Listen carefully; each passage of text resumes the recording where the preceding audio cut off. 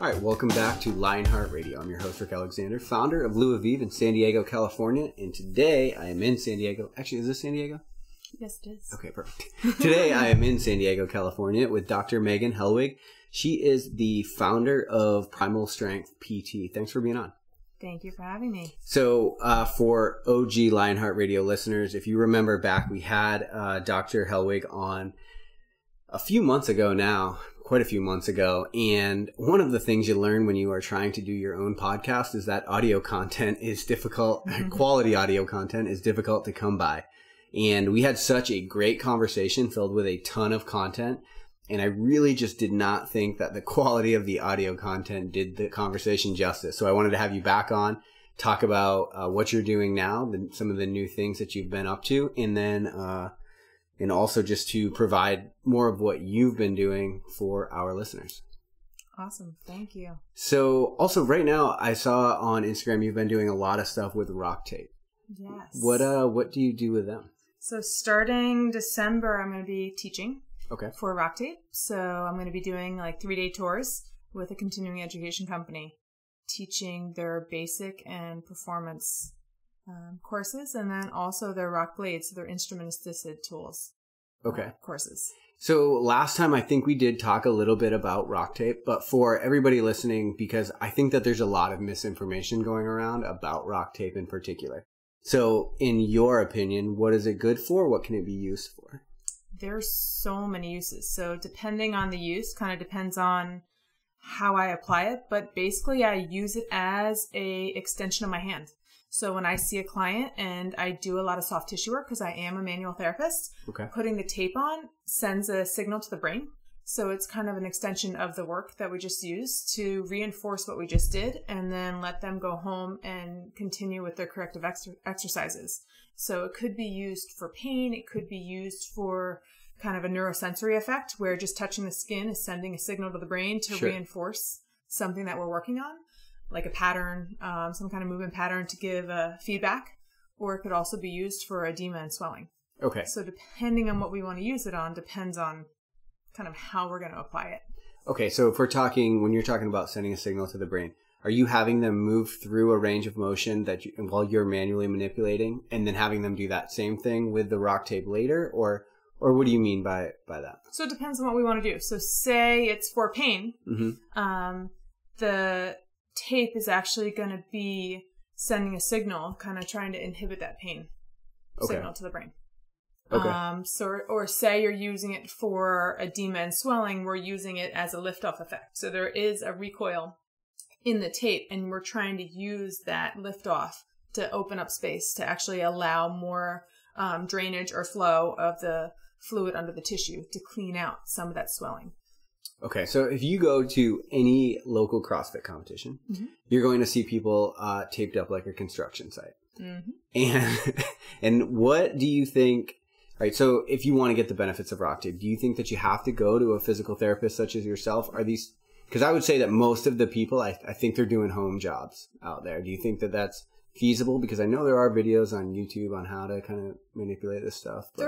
There are a lot of good videos, and even RockTape has their YouTube channel that shows you how to apply it. The thing is, how can you apply it? Even for myself, like I want to have it on my back. I can't physically do a good job putting it on my back or like upper thoracic area. You also a lot of times use it for posture. So trying to reinforce good posture. So if you're about to fall out of a posture, that depending on how you tape it will kind of give you a reminder. You start to feel that tension. It reminds you to get back into that good posture. There's a lot of pictures out there of even Rich Froning of him covered his whole back.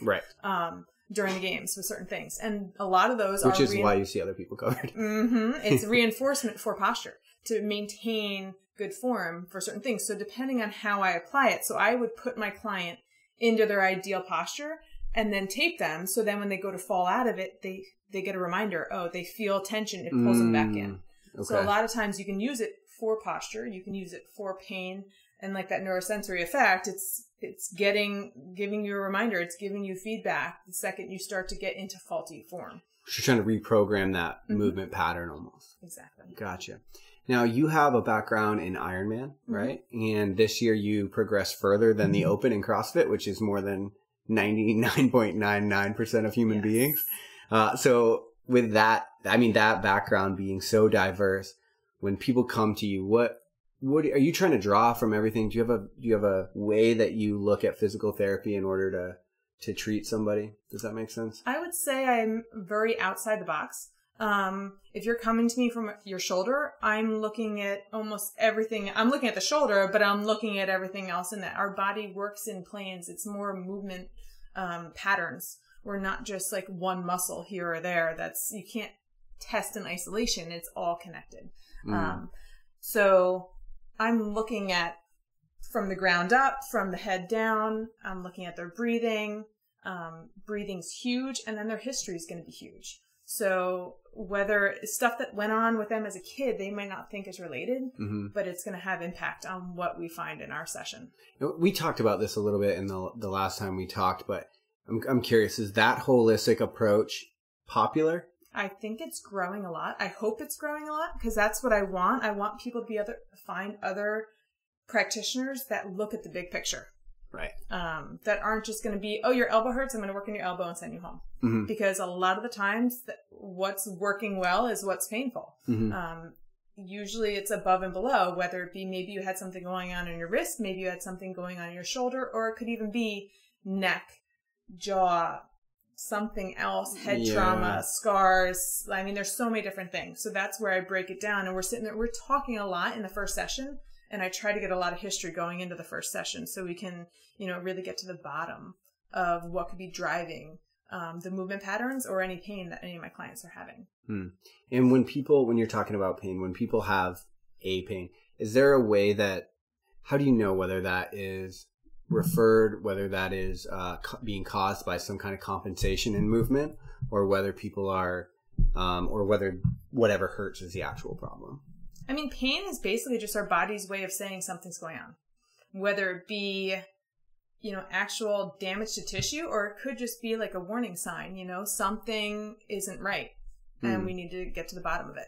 So, is it pain in the same exact spot every single time? So it could be that tissue there, or does the pain move around? Does it feel different? So depending on the type of pain is going to dictate what I think is going on.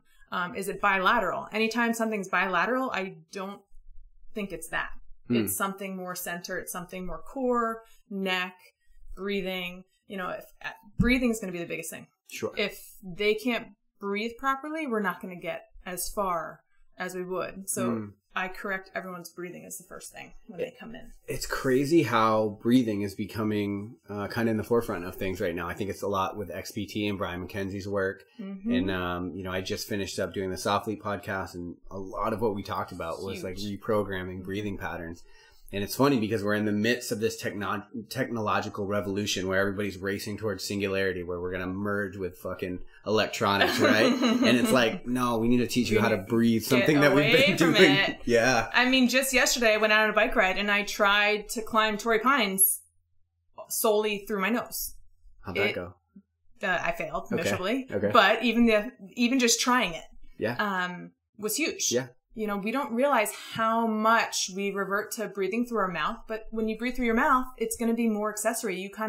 If you can focus on breathing through your nose, it's going to be more of a diaphragmatic breath. But it's also going to be huge for performance. It's going to be huge for recovery. It's going to be huge for posture. It's going to be huge for, there's so many benefits of switching to proper breathing that if we don't have a good foundational breathing, everything else is going to be off.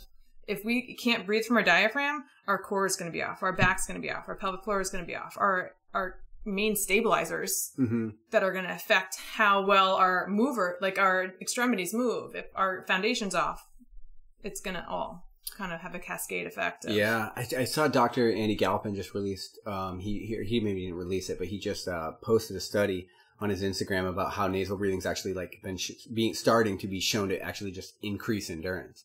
So that's another whole entire side effect. It's going to be huge. When you take those top elite athletes too, if you can just, if there's one little thing that we can change, even a few seconds is going to make a huge difference, if we can just even focus on just our breathing alone could have a huge effect on how performance on the field, CrossFit, endurance, Ironman, whatever we're doing, it's going to have big carryover. Yeah. So in the last ultra I did, I got a high altitude pulmonary edema. My lungs actually filled up with fluid, and I like literally was in a point where I could not breathe anymore. It was awful. But you know what I did, and because I had been working on nasal breathing, so I switched to nasal breathing, which obviously I couldn't maintain the same pace, but I switched to nasal breathing, and I actually can't describe the physiological reason for that to work, but it legitimately like got me out of that. I was able to get down to altitude, let my lungs clear up, and continue on. So it's huge. It's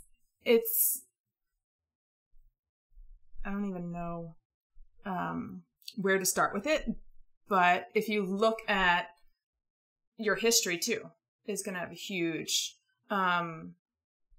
relationship to how you breathe. So anyone that's had anxiety, asthma, any surgeries, all that stuff. So a lot of people think, oh, I breathe right. But if you look at actually how they're breathing, usually 9 times out of 10, or I would say 10 out of 10, everyone has a diaphragm issue. Yeah. Every single person. What do you think? People breathe too shallow? They don't get enough oxygen? What do you think is... Oh, it turns into all shallow breathing. So anytime you've had any kind of surgery, or say anyone's had a baby and they've had a C-section, or any kind of scope or hernia repair, which a ton of lifters have had to go through hernia repairs. Yeah. You have that surgery, and afterwards you're like, oh, I have to protect it. So subconsciously in our brain, we don't want to breathe from our diaphragm anymore. We don't want that area to move because we're protecting those scars. So then all of a sudden you start breathing through your chest, and we don't even realize we're all shallow, shorter breath all out of our chest. Yeah. Not doing anything from the core. And then all of a sudden we're wondering why core stability is lacking, or why our backs are hurting more, because we're actually using our back instead of our intrinsic core. And so you think that breathing problem or that breathing abnormality is causing some kind of compensation in posture? 100%. 100%. And it's totally a subconscious thing. It's not even a conscious thing that we switched. And that's where I like to come in and kind of teach my clients that, like, we have subconscious dysfunction. They don't even know that they're breathing wrong. So my job is to bring it to conscious dysfunction. So then eventually they're like, oh, wow, I didn't realize it. So then the next step is going to be conscious function, where they start to switch to proper breathing. Eventually our goal is going to be subconscious function. But like, you have to go through that whole span to get to where we want it to be, where we don't even think about it. But for a while, people don't even realize that I'm breathing totally through my mouth. Or like when I was up at RockTape, we just had a summit this past weekend, and it was basically all on breathing. The whole weekend was almost all on breathing. Really? And one of the tests, one of my friends and mentors, she's like, just go ahead, everyone, we're doing 7 burpees, and made it a contest. But really what the purpose was, like when we all stopped those 7 burpees, we were all breathing through our mouths. We didn't realize it.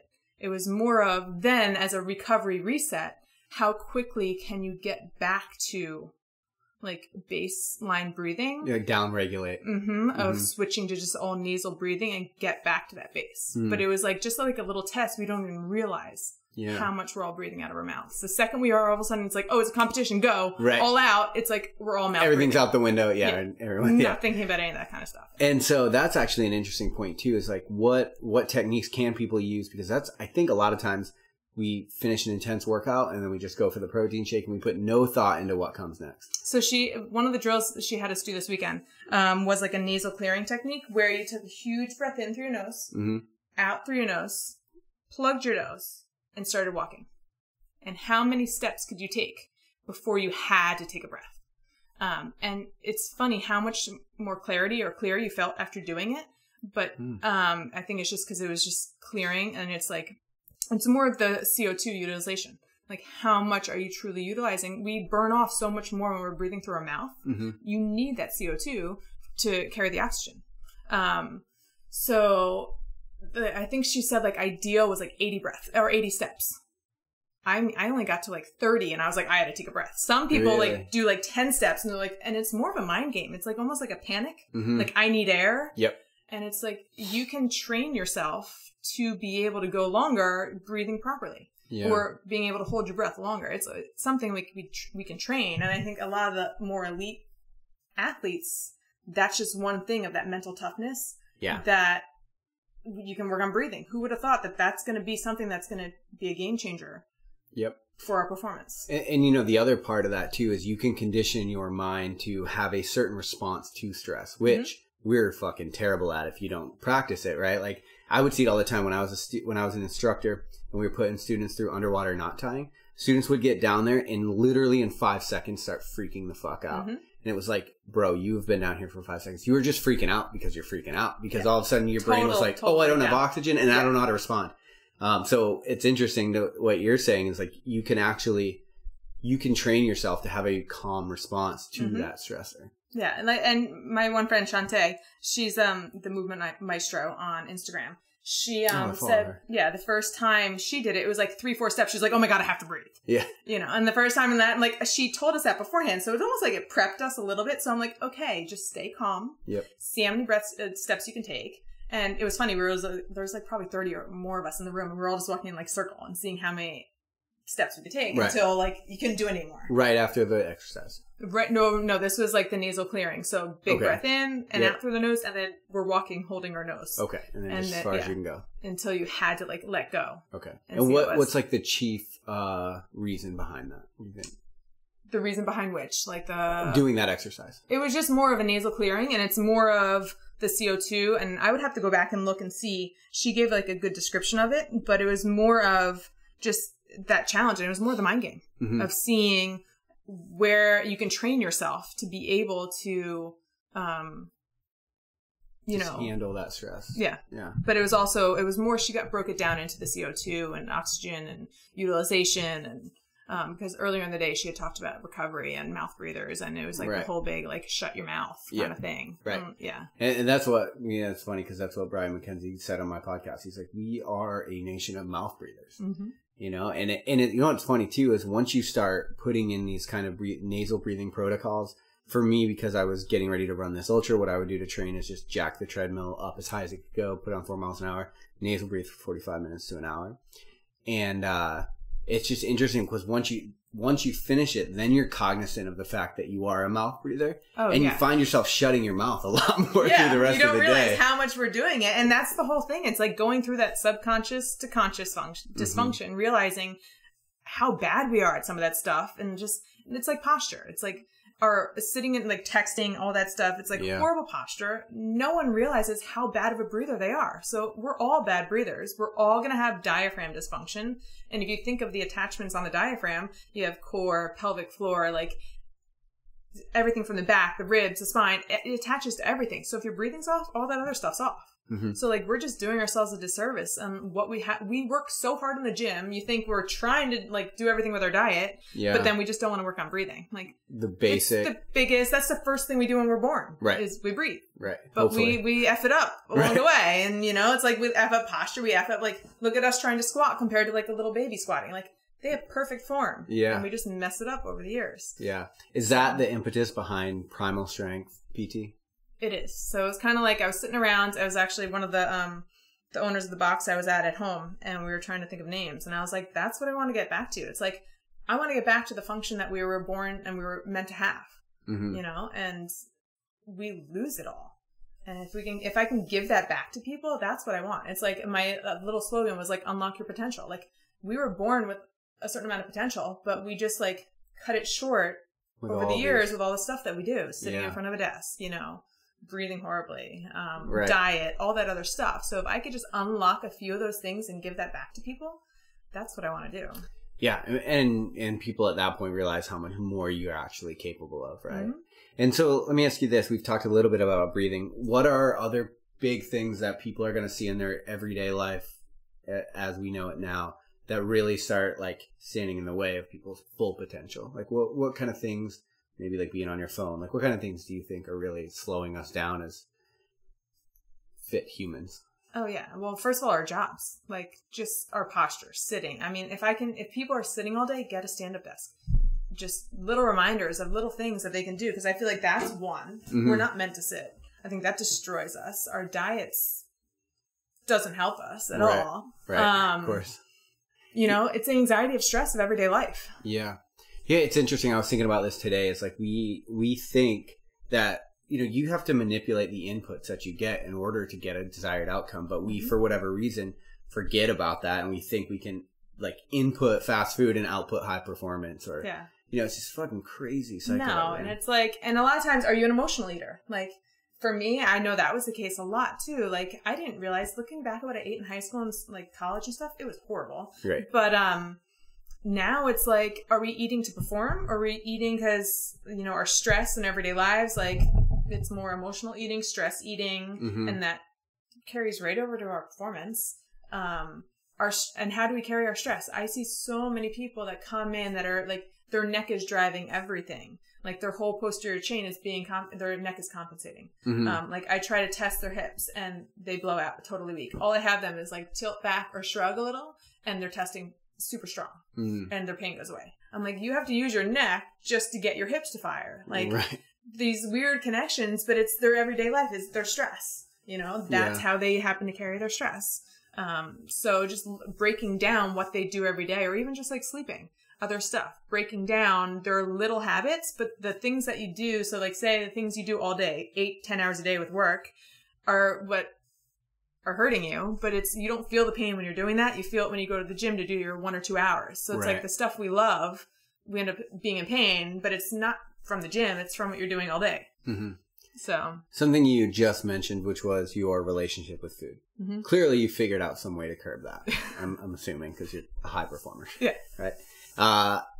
So what has helped for you? Because I think that the food relationship is one of the most mismanaged problems in the United States. Oh, it's the biggest problem. I mean, I still struggle with it. I mean, it's something I always have since a kid. I grew up a swimmer. I swam 2 to 4 hours a day, so I could go home and eat almost whatever I wanted after doing 2 to 4 hours of cardio every day. Yeah, as a young person. Yeah, right. And my metabolism was fine. And then I went to college and I didn't swim anymore, but I played field hockey, and I was a goalie. So I was not running as much. I was not doing the cardio, and I put on a ton of weight. And, and it was the emotional eating.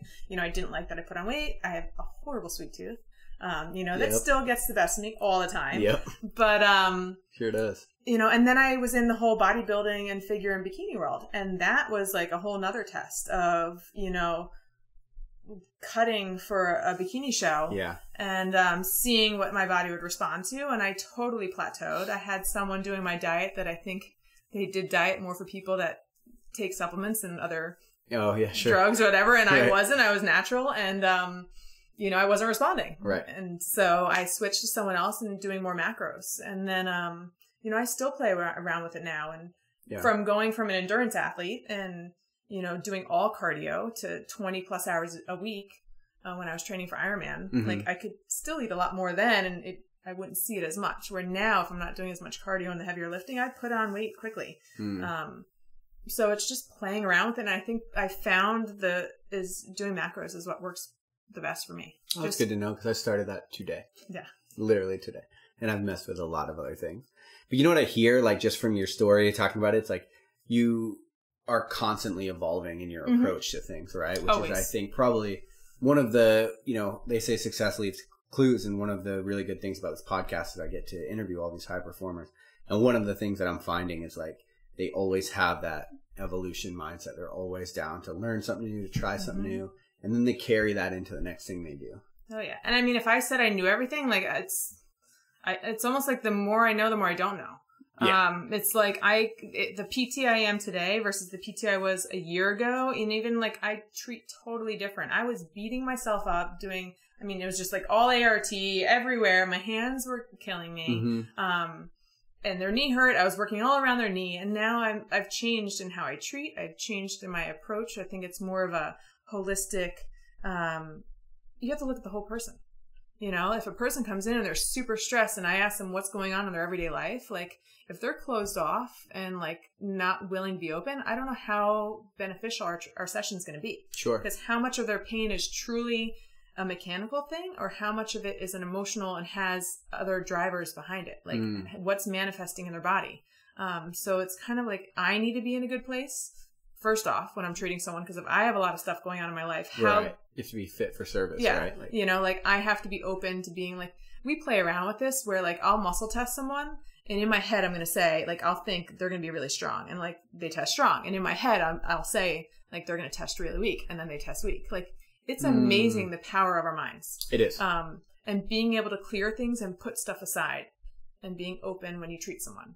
And also the patient being open and trusting. So they need to be able to buy in. And was it Brett Contreras, his the book he recently just wrote, the coaching book, I have it in my room. Wait, talking about buy-in. Okay, it's not conscious coaching. Okay. Yes. Dude, yes. It's on my list. Yeah. Can't wait to read it. So he was there at the summit this weekend and spoke and everything. And it's talking about just buy-in. And you can't have the same approach with every person, because every person either learns differently, understands differently. So, you have to be able to be open to maybe changing your approach with someone. Someone you might have to be super soft with, and another way where someone else you have to be like a hard ass and be like, this is what you have to do. If you don't do it, like you're gonna get hurt. Right. And scare them. Right. Like you might have to use scare tactics, and someone else you have to be super soft and be like, it's gonna be okay. Like you're gonna be fine. If we just do this, everything's gonna get better. And that's one of the toughest things. Like I personally, I've just come from my mindset is like, just figure it the fuck out, man. Mm-hmm. You know what I mean? Like, and I was, I'm not sure if you're familiar with Active Life RX. He's a chiropractor, really, really just on point, dude. And one of the things he said is like, his mindset was like, look, you need to figure out that life is happening because of you and not to you. And if you can't figure that out, you need to get out of my way. Exactly. And he was like, I've had to evolve from that mindset if I want to fucking help people. Mm-hmm. And so it's interesting to hear you echo those same thoughts. thoughts. Because if I keep in my mind what I think it is when a patient comes in, like, oh, they come in with this, and I'm like thinking, oh, it's going to be this, I'm going to just treat them this way. It might be totally different. And then I'm sitting there stumped. I'm like, why isn't it working? Why aren't they getting better? Right. But I can't. Nothing fits. Nothing is cookie cutter. It would make my job a lot easier if it is. I could just be like, okay, this hurts. Do these 3 exercises and you're good to go. Yeah. But they might come in with something and I have them working on their jaw and their big toe. Who knows where it's coming from? Mm-hmm. Every single person has their own path. Someone might have had a surgery years ago that totally altered a movement pattern they would have never thought of. Mm. And that could be I had a patient coming in. He's coming in for foot pain. He had his gallbladder removed 4 years ago, and all these other symptoms he's having started after the gallbladder, but he never would have thought. He never even touched. He's like, I don't even know where the scars are. And I'm sitting there, he had a hairy chest, and I'm trying to look through and find where the scars were. And I found it, where it didn't move. And I just touched the scar. Everything else started to fall back online. Tested his core, the back pain went away. Tested his hips, they were a lot stronger. Wow. So I sent him home. All his homework was for the first week is working on the scar and then practicing breathing through it, 360 belly breathing, and core and glute activation. Damn. That's all he gets for the first week to see if that sticks. And so that's really good, but you have to be bought in on every single patient in order to make that affect that kind of a change. Yeah. And so he has to, and he was blown away. He didn't understand it, but it's I didn't even really get to touch his foot that much because there was so much. If I can't fix that core foundation, it's like a baby when they first start walking. Their arms are out, their legs are out, they're all wobbly. It's if you're not stable in your core, your extremities aren't going to move the way you want them to. So if you can get the core more stable, then your extremities can move. So same with our legs and our feet. We're out there running, but maybe we just had surgery, a little easy, abdominal scope or something. Mm-hmm. Even that, or even just some kind of you're celiac, or you have some kind of inflammation or food sensitivities, and intestines are super inflamed. Mm-hmm. That alone can affect your core, shut down your core, and then your extremities are going to be working differently than they usually would. Sure. Yeah. And so when you maybe when you're programming your own work, do you program your own workouts? Do you have a coach? I have a coach. Okay.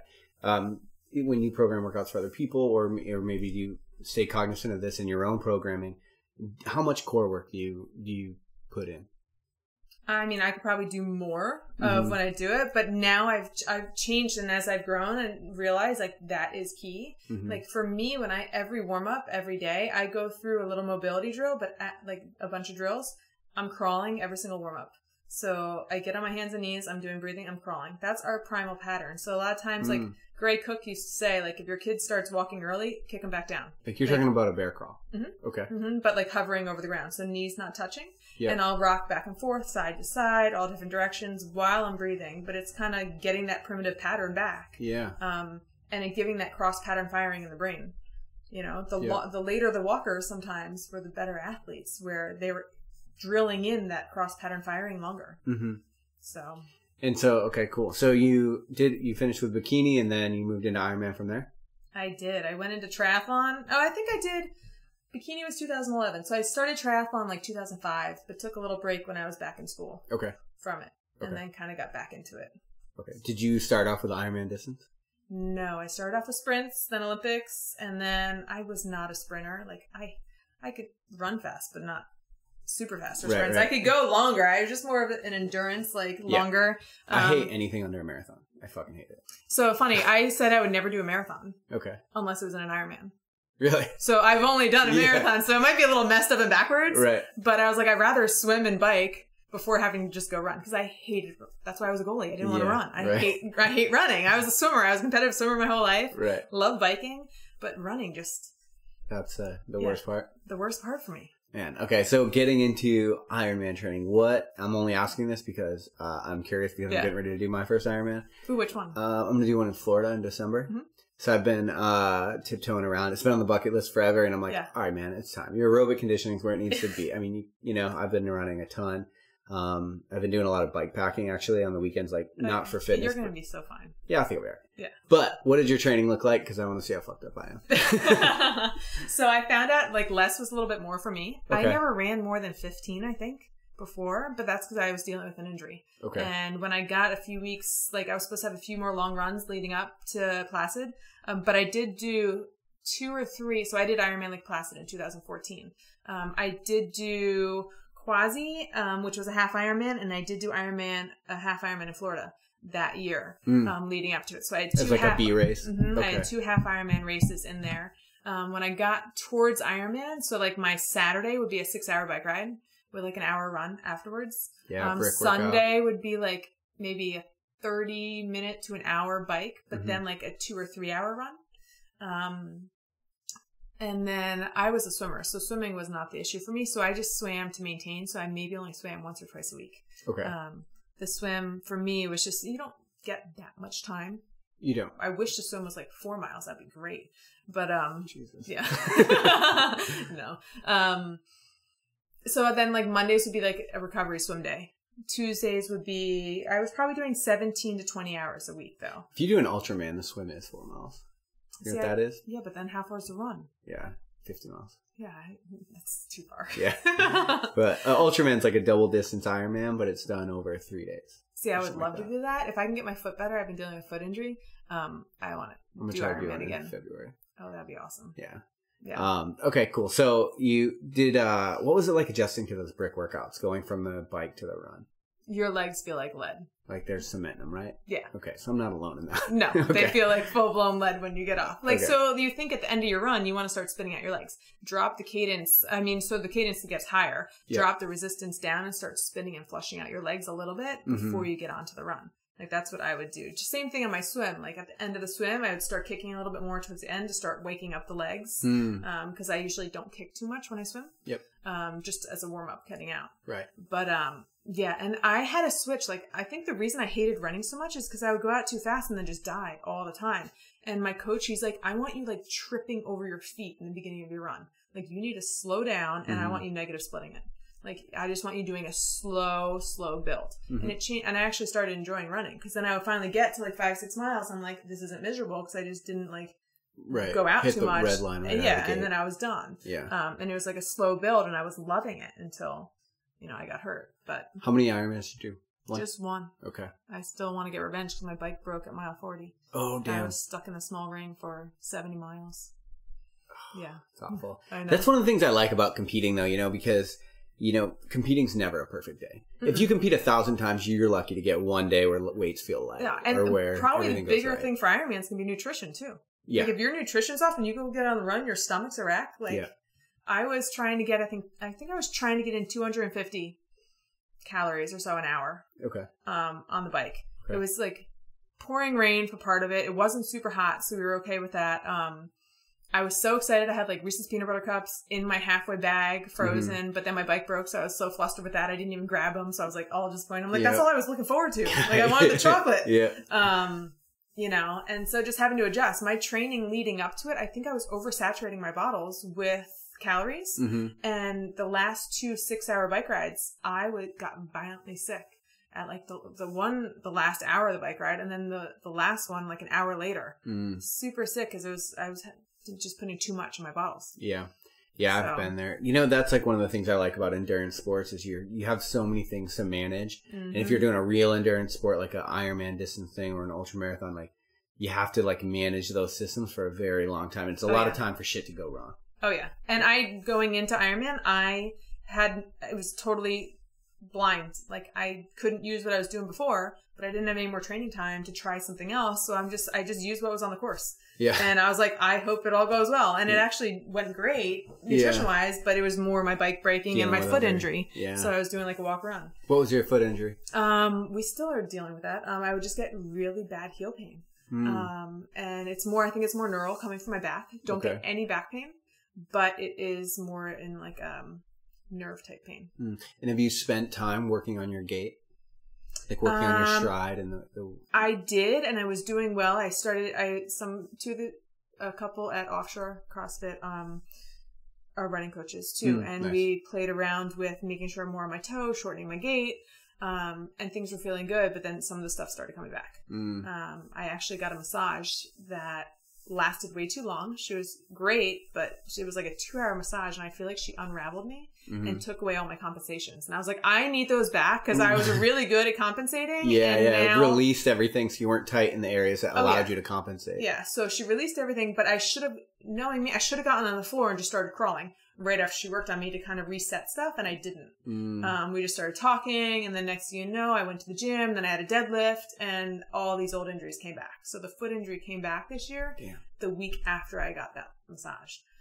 So I'm not really a proponent of like full body, like hour or 2 massages. I'm a huge proponent of body work. Working on what needs to be. If we know, like if something's tight, why is it tight?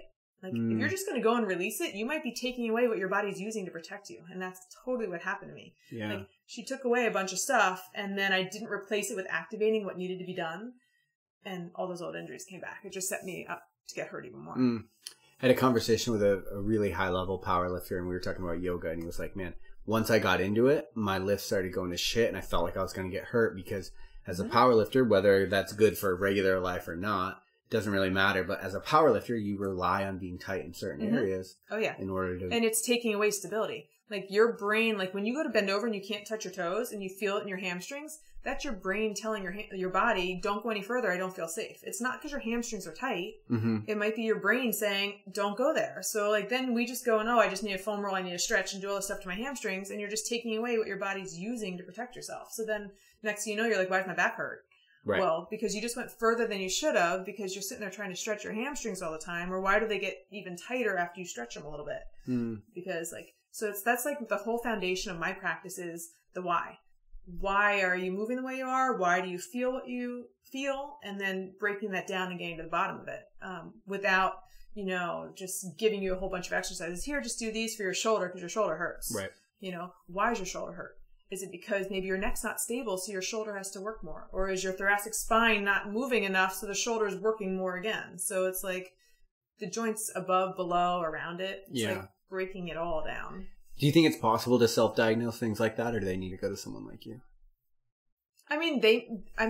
They should know their body well, but sometimes it's hard to put the puzzle together. Like me, being a PT, I'm still hurt. Like I need another hand. I can't. Yeah. Sometimes I just want to turn it off and say, have someone else look at me, pretend I don't know anything. Take subjectivity out of it. And just, see what you can see. Because I can't test myself. So it's hard for us to test ourselves. Like, is it a stability issue? Is it just a mobility issue? Yeah. Is it a motor control? Is it emotional? Like, if it's emotional, we get in our own way. We need someone else to help us to, like, break stuff down sometimes. Yeah. Man, so moving from endurance into CrossFit. Did you take a lot of what you knew in endurance and do you apply it to CrossFit, or did you kind of feel like you had to go back to the drawing board? I think it helped me a ton because I had an engine, but I had just never done a lot of like the functional, like heavier lifting. So it was a lot, like the reason I started in with CrossFit too, I was injured and I was like, I need something competitive, but I can't run right now. I can't race. I can't, push myself like I want to. But then I realized I was like, oh, I can. I'm doing it this way and it doesn't hurt that bad. Yeah. So I had a huge advantage that gave me like a 20-minute workout you know, halfway through, I'm just getting warmed up. Right. You know, I'm ready to go, and everyone else is starting to fade out, and that's where my engine would kick in. Mm-hmm. But then come technique and heavier lifting, like. But I feel like you're strong. Now. Okay. Being a Division I athlete, they didn't have a squatting. Like, I really? didn't start squatting till I was in my mid-30s. Like, that's just weird. Yeah. I was like, I should have been squatting my whole life. Like, I distinctly remember getting screened by a PT, one of my mentors, and we were doing it over FaceTime. And he's like, let me see you squat. And I fell flat on my back. Like, I couldn't even get to 90, and I fell flat backwards. Mm-hmm. I'm like, that's pretty pathetic. I'm a physical therapist, and my squat's horrible. Right. You know, I'm more functional now after 2 years of CrossFit than I ever was. Division I sports, Ironman. I feel like when I was just doing Ironman, holy cow, my body was so not functional. I mean, it was for Ironman, but for all other aspects, totally not.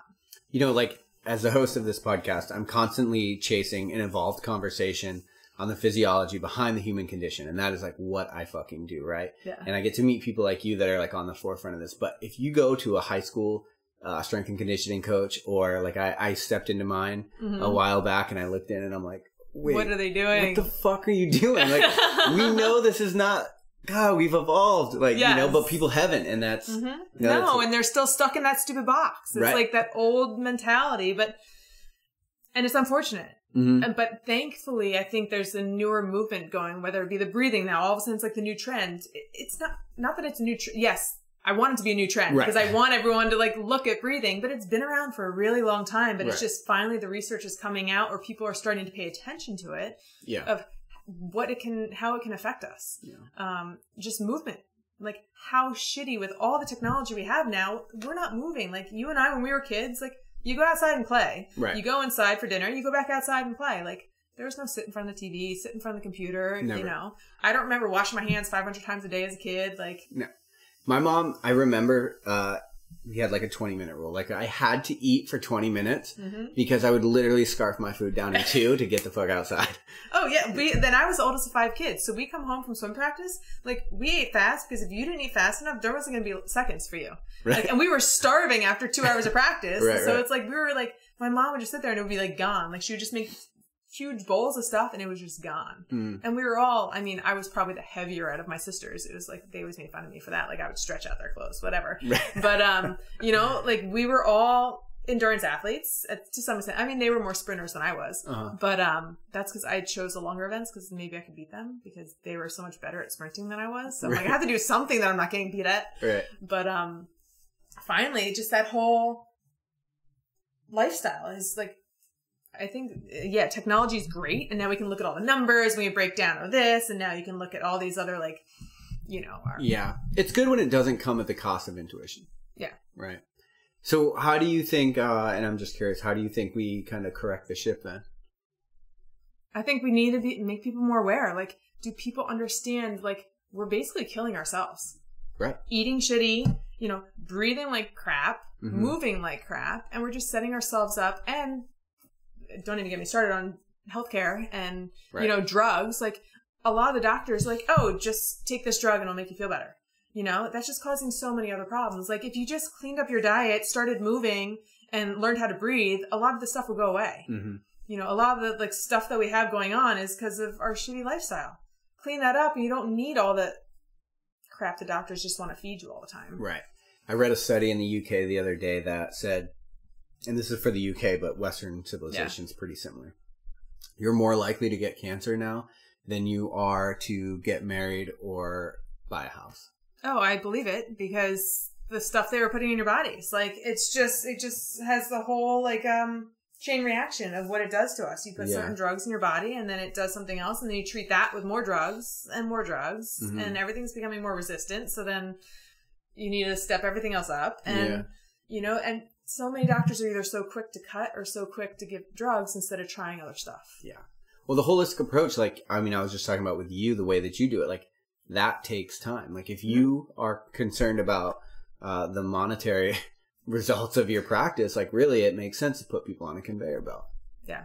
But actually, it's a lot cheaper to pay for a PT than it is to go in for MRIs, drugs, surgeries, all that other stuff. Yeah. You know, in the bigger picture of it all, I mean, it's cheaper. It might not, like I think people are looking for that quick fix all the time. Yeah. They're looking for the quick fix. Oh, if I take this pill, it's going to fix me. Or path of least resistance. Yeah. Always. Mm-hmm. Yeah. You know, but I'm not one of those PTs where it's like, you have to come 3 times a week for 6 weeks, for 12 weeks. Like, come in once. Let me give you a screen and like show you where you're at.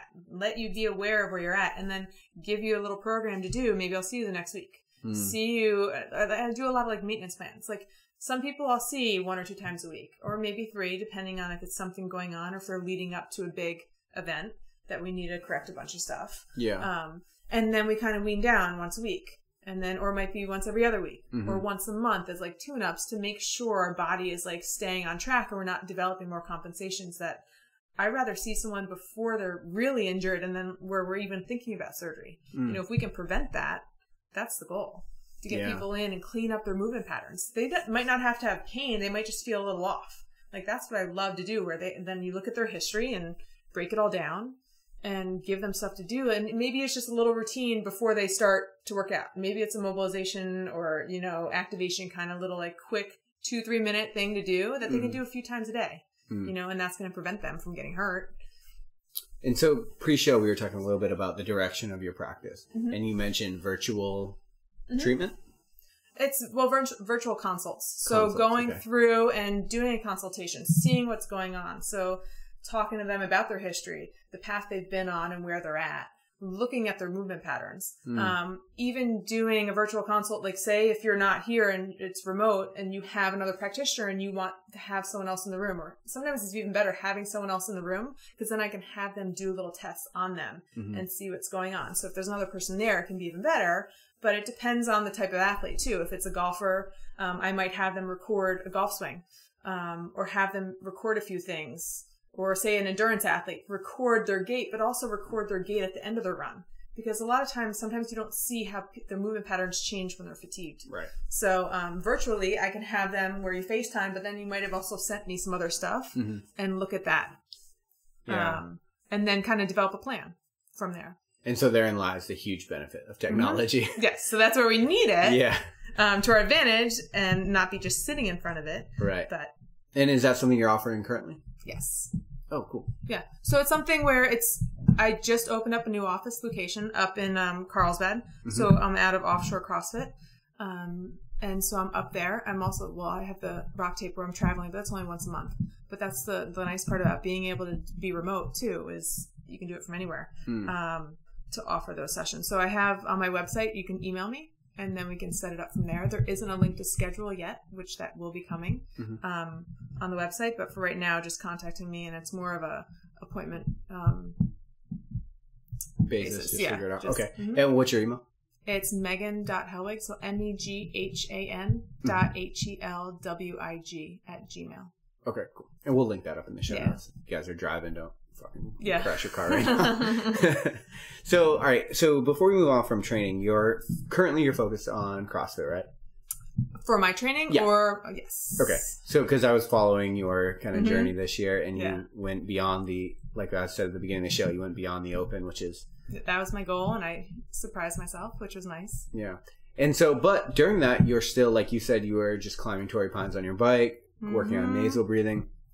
Is that just to maintain that aerobic base, or what is your kind of approach to training? I wanted to race a little bit, so I wanted to do both this year, but still struggling with the foot injury with the running. So I've been trying to just get in the pool, and then also keeping my cardio up. So whether it be just in the morning jumping on the trainer for an hour, just spinning out, and then usually once a week I try to get in an hour or two ride to keep up the endurance side. I don't want to lose my engine. While I'm doing the owner at Offshore has open programming, so we've been training for next year's open. So focusing on my weaknesses, but then also keeping the endurance stuff in there too. Nice. Have you found that adding the endurance or keeping the endurance stuff has hurt your strength numbers at all? Not at all. I mean, I feel like I'm almost working out a little bit less than I used to. Where I used to probably overtrain, where now it's like a focused plan, which I love, and my numbers keep going up. And it's not even like a ton of, I mean, yes, we do go heavy, but I'm squatting only once or twice a week. And I'm still hitting PRs. Because I'm still 2 years in. So, I mean, I think I hit some PRs more often than once you've been doing it for a while. 2 years, and you're probably getting to that point where you start to hit some plateaus. Yeah. But I think there's a lot of form stuff going on, and we have awesome coaches at Offshore, so it's like they're constantly giving it's the same thing with PT. It's like they're finding the right cue for the right person. Yeah. Just like we talked with the coaching and Brett's stuff with conscious coaching, finding the right cues and someone could say the same thing 5 different ways, and it just took only one of them kind of stuck and would make a change. Sure. So numbers haven't been going down. If anything, they've been going up on everything, which I love. Yeah. I think diet has been playing into that too, but also just the not overtraining and just listening to my body. That's cool. What, and this can be physical therapy based, this can be training based, whatever you think. What are you most excited about that's coming down the line right now? It can be the world of technology. I mean, it's fun with technology. I'm hoping to get a lot more content out soon. I'm on Instagram. It's Primal Strength Doc. Okay. It's more my training lately. But now that I have a new office and stuff opening up, I'm hoping to get a lot more content out for people. So probably more just growing the business because we just opened a month ago, and so finally having a home base is fun and exciting. Yep. And what's going to be your content medium? Are you going to blog? What are you going to do? Just more probably short little videos to kind of show little correctives, kind of explain that, outside the box thinking, like, if you have this, it might not just be that, like showing different examples. Yeah. Actually, you know what? Those videos are the reason I originally hit Claudia up to reach out to you to come on the show. Because before, I think it was the last Open, I was watching some of your videos on like activation and different things. Oh, there was the pec release, releasing the front, activating the back. Yep. Kind of thing. And I'm like, God, this needs to get out to people. Yeah. So I want to put together some content and some videos on like the typical patterns I find or typical dysfunction. Whether it be breathing, whether it be scar stuff, whether it be, big toe and how it affects the hip all the way up to the opposite shoulder. There's tons of different relationships. If you look at Thomas Myers, the anatomy trains, we're all connected. Yeah. So there's anywhere along that pathway that could, be causing something going on in the foot, the knee, the hip. Right. Anywhere. Yeah. The last time we did this interview, did we have the Lionheart kicker? Okay. Lionheart kicker is based on advice. So if you could give advice and it were guaranteed that everybody in the world would hear it, and I should have hit you with this before. Now I'm being put on the spot. If it were guaranteed that everybody in the world would hear it, you're given them a stage for the day to be translated into every language. They might not all follow it, but they would hear what you said. What would you tell people? And it could be based on training, or it could be based on physical therapy, or just life shit you know about. Some of my mentors have said, like, where it is, it isn't. So, like, not getting obsessed with, like, my elbow hurts, like I use it as a PT example because this is stuff I love. Not getting so focused on just that and obsessing about it, being open-minded in that so many other aspects of life play into how our bodies move. So if we could just be open. So a lot of times people will be like, you're doing voodoo stuff. Like, what the hell are you doing? Right. Just be open to something because it might actually work. When we close our minds off to stuff, we're like losing out on so much in life. Yes, it might be a little awkward, but that's that whole saying, like, life begins outside your comfort zone. Right. So if the practitioner you're seeing is doing something a little weird, don't shut yourself off to it because you never know what kind of influence it could have on your life. So just being open-minded about stuff and like being open to, weird shit that I'm going to be like working on a scar and it's going to make you like the scar on your stomach makes your toe pain go away. Yeah. Like that could really happen. Like, so being open to like anything's possible, and just allowing that to happen. Yeah. And that's good movement advice. And that's probably good life advice. Yeah. Nice. Well, I really appreciate you taking the time to come back on the show and thanks for being with us today. Thank you so much. Awesome. Thank you. Thanks for listening to Lionheart Radio. I hope that the information from today's show will make you fitter, happier, and healthier. For the show notes of this episode and every episode, head to www.lionheartrad.io. Yep, just like Lionheart Radio. And please, if you have the time, head over to iTunes and give us a 5-star rating. It really helps us to know that we're on the right track in delivering you reliable information and value. As always, feedback is welcomed. If you have any comments on the show or would like to suggest a guest, send me an email at rick@luavive.com. That's LUAVIVE.com. Thanks for your support, and we will see you next time. Bitch, I feel good. Don't I look stupendous? My shine is so endless, and shit you can do to end this. Even when I'm dead, niggas still gon' bump that chip shit. Coke, white, Escalade on cinches for you dipshit. So you won't forget this. Midwest nigga be the coldest. Cleveland is